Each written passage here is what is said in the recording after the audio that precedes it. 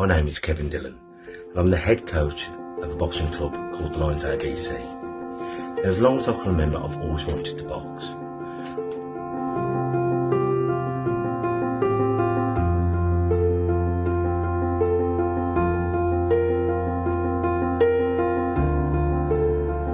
Unfortunately, back in 1987, when I was 3 years of age, I got viral meningitis. And what it did basically, it registered me being blind. So I'm completely blind in this eye and have 7% vision in this eye.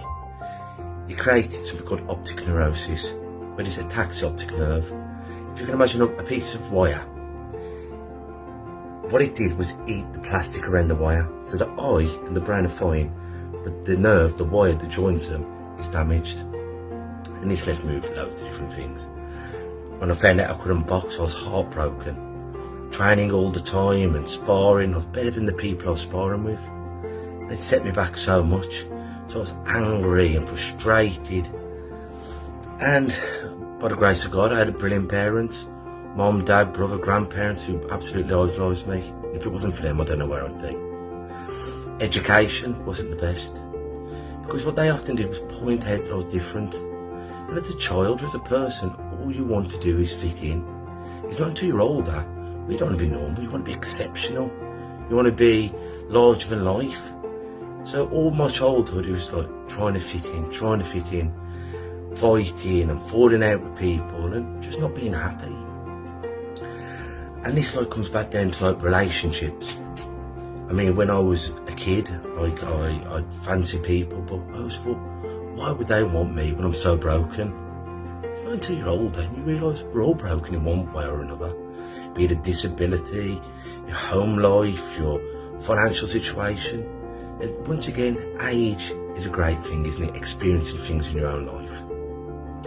Anyway, back to the boxing.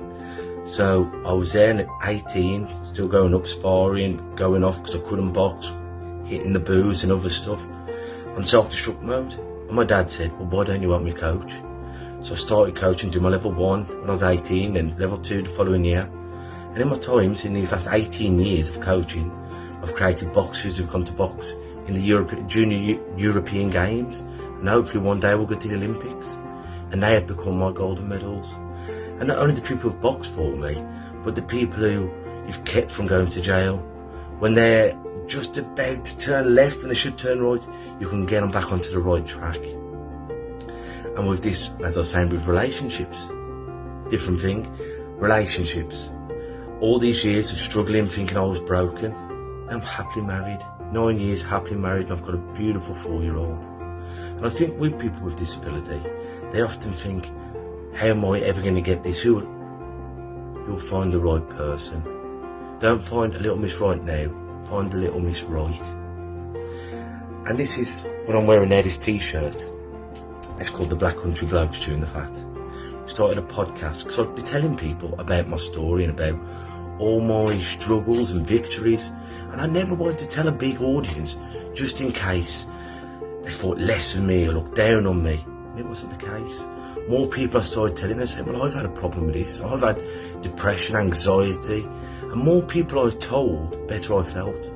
So we started up this podcast with me, 3 other guys. Lee Cadman, who's got a severely disabled daughter. She's got a form of epilepsy called Durey syndrome, a life-shortening disease. Aaron Dew, who's overcome crippling anxiety and shyness.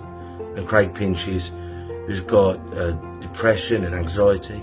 So we got together, just 4 blokes, chewing the fat, having a chat, and getting other people on. Because I think what we've got to realise is we're not alone. No matter what we've been through, we've had someone who's sexually abused when he was a young lad, we've had ex-squaddies, doctors, and no matter what your problem is, you're not the only person who's going through it. So pick up the phone, talk to someone. And if the problems are so severe, do what I've done. I've gone to NLP practitioners, counsellors, because sometimes you need that professional chat. Because if you want your hair cut and you don't get your gardeners to do it, the help is out there now with these formats. And if you've got something, type it in, because that's helped me so much. Because at the end of the day, we're in it together. So take care of yourselves and each other.